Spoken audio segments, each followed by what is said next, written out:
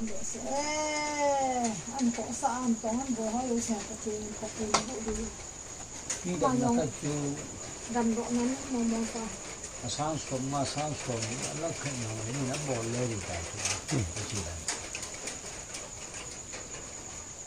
hay là cái vàng vẹn nó ra hay là chi rồi đấy lâu là tao na hoàn độ với tính na hoàn độ được rồi quán được sự cái gì rồi mình chưa kể một cái chuyện là họ được cho cái chuyện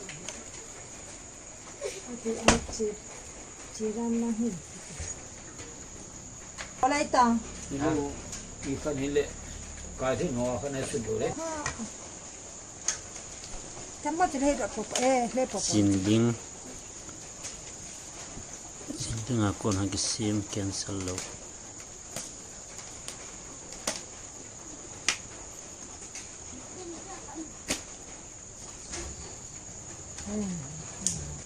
có nấu trứng đi thì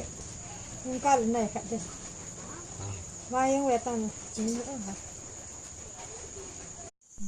nó giỏi lại mày này à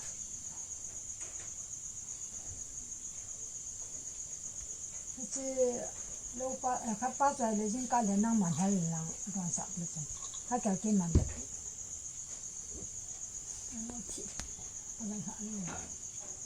nó thịt được rồi cái số đó